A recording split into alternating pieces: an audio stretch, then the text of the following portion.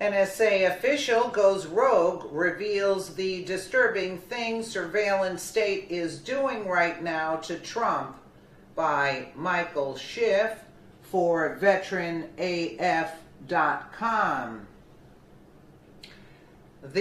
As the left screams that President Donald Trump colluded with the Russians to hack the Democratic National Committee servers, a former National Security Agency official, William Binney, who reportedly met with CIA Director Mike Pompeo, has told the head CIA chief that it was not a hack of the DNC servers, but rather a leak from inside the DNC.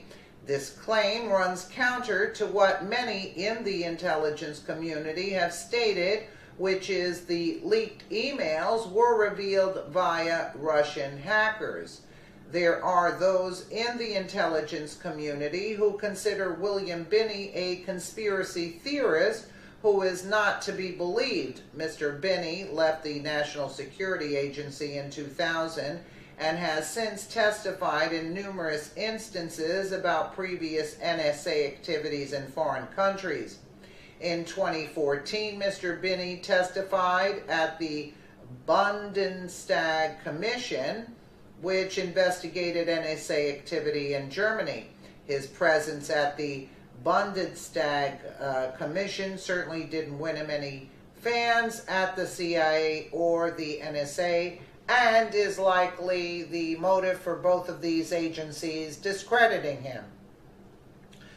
According to unconfirmed sources, CIA Director Mike Pompeo and William Binney met in October. The meeting, which was first reported by Duncan Campbell and James Rison of The Intercept at the beginning of November, said in an interview with The Intercept, Binney said Pompeo told him that President Donald Trump had urged the CIA director to meet with Binney to discuss his assignment that the DNC data theft was an inside job.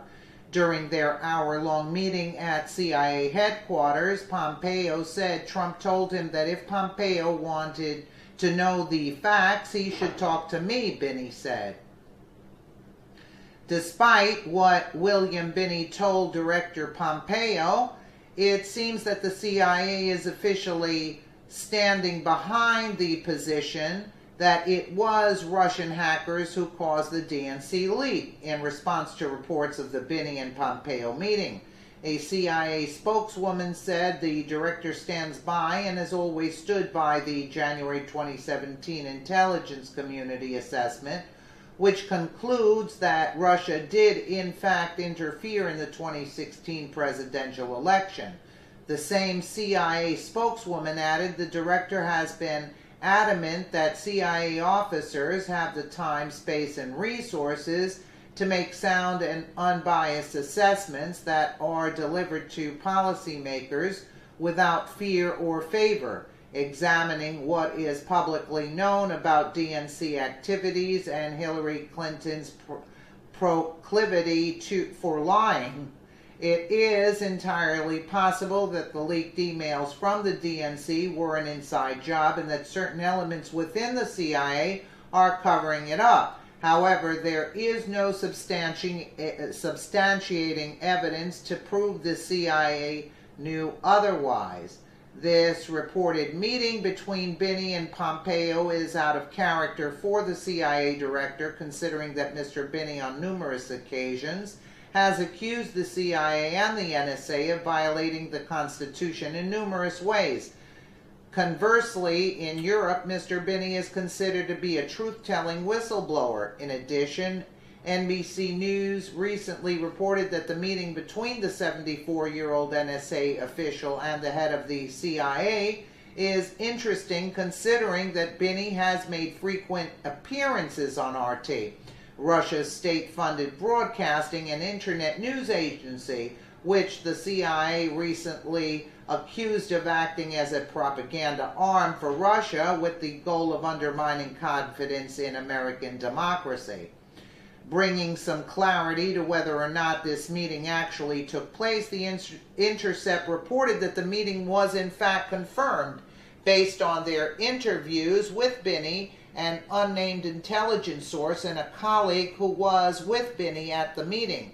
The Intercept further reported that Binney said that Pompeo asked whether he would be willing to meet with NSA and FBI officials to further discuss his analysis of the DNC data theft. Binney agreed and said Pompeo said he would contact him when he had arranged the meetings. Mr. Binney's claims of an inside job by a DNC employee is in stark contrast to what many intelligence officials have claimed, seemingly putting CIA Director Mike Pompeo at odds with his subordinates. A former CIA official stated at the meeting, "This is crazy. You've got all these intelligence agencies saying the Russians did the hack. To deny that is like coming out with the theory that the Japanese didn't bomb Pearl Harbor." The Trump administration has not commented on the reported meeting or any other future meetings as a result of Mr. Binney's claims, based on what is known about key Democratic leaders colluding with Russian officials. It is entirely possible that Mr. Binney's claims are true, and if that is the case, this would mean the left's narrative of President Trump colluding with Russia is a big pile of manure. InfoWars and NBC News. Yeah, well, I agree with that. Let me know what you guys think in the comments below. And again, thank you so much for watching.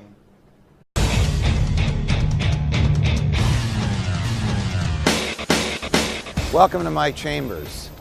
Last week on Friday, General Michael Flynn, the National Security and Foreign Policy Advisor to Donald Trump, from the time he announced his campaign in June of 2015 to the time President Trump fired him in February 2017, pleaded guilty in federal court in Washington, D.C. to one count of lying to the FBI.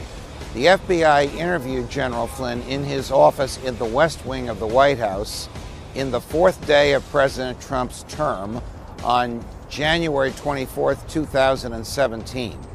And the alleged lie had to do with whether or not the general spoke with a KGB colonel who masquerades as the Russian ambassador to the United States by the name of Sergei Kislyak.